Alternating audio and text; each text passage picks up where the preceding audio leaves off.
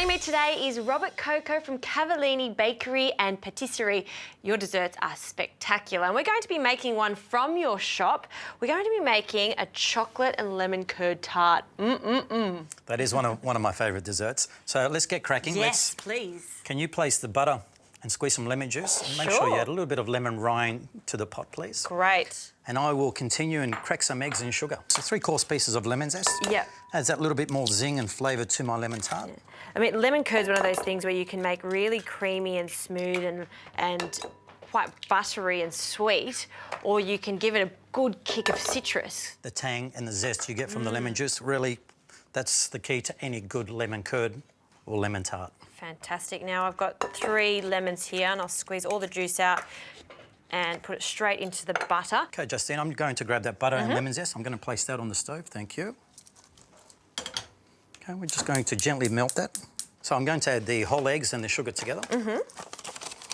What is important when you're making a lemon cream is that you don't leave the eggs and the sugar too long together, otherwise the sugar will actually cook the egg yolk. Right. So that's a little tip for you. Yeah, so just do this à la minute. That's As right. soon as you start cooking it, don't let it sit there. So give it a good mix. I generally like to mix for about 30 seconds. What I do want to do is I want to get the lumps out of the egg. So I'm going to add the lemon juice to the butter. All we want to do with the butter is just melt it down. OK, let's mix that in. Just give that a whirl. So we're ready to move over to add this to the egg and sugar. Let's slowly stir that in. Okay, Works a treat. Let's throw the zest in as well. Yep. Add that tang. OK, and we're going to place that over a hot water bath and cook that for approximately 30 minutes until it reaches 85 degrees. 30 minutes, so you can do that and I can maybe make a cup of coffee and just sit and watch you Sounds like a plan.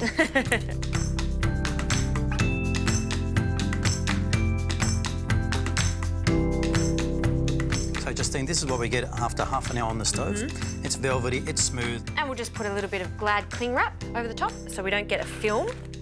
And then we're going to chill this for a few hours until it's completely cold. Great, let's do it.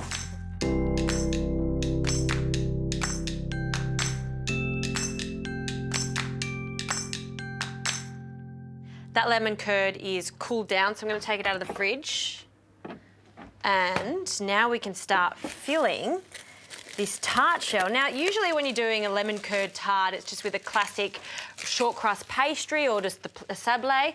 But we've got chocolate base here. And again, you can get this recipe on the Everyday Gourmet website, so you can follow it to the T. Why do you use chocolate and citrus? I haven't seen this much. Lemon and chocolate, great combination together. Love the tartiness from the lemon cream and the sweetness and the crispiness from the chocolate sablé. Does that go straight in? It certainly does. Okay. Thanks, Justine. Oh, that is just such a pleasure to see. I'm just going to spread that lemon cream around. You can use a palette knife or you can use the back of a spoon. Yep. And we want to get a nice flat surface. So once I finish flattening the lemon cream, we're going to put that back in the fridge. Okay. And then the bigger surprise comes after that. Oh, I'm looking forward to this Should surprise. I place that back in the fridge? Sure, it's Thank worth you. the wait.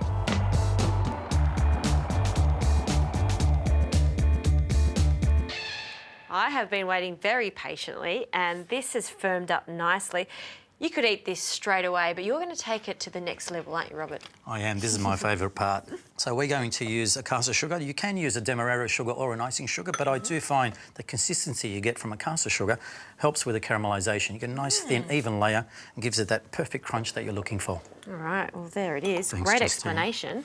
Ooh, ho, ho, ho. So I start on the outside. And do you need it to be almost like a double layer there? I can see you're not being scarce with it. That does help with the caramelisation. Just like a brulee. We all like brulee, don't we? We certainly do. So just going to clean the edges. And that's ready to be flamed or caramelised. Go for it. This is a great little investment. And you know where I buy my blow torches now? Just from a hardware store. They work really well and you get a good, nice, even burn on it. Oh, that's working great. So the trick for me is starting from the outside of the tart and working your way in.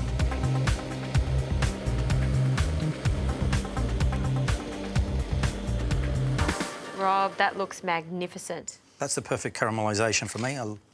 The darker you take that caramel, the better it is. That's how I love it. Yep. Last thing I'm going to do, so I'm going to dust a little bit of icing sugar on the edge. Really makes it look a lot more pleasant on a plate. It really does. I didn't think that you could do anything else to that because it already looks so good. And again, it just looks just spectacular. There we go. So, just going to place that onto the plate. Carefully. Wow. And this is my caramelised lemon tart with chocolate sablé. Bravo, Robert. I am so pleased with that. This is a recipe that I'm going to do, and I think you should do this one too. Delicious.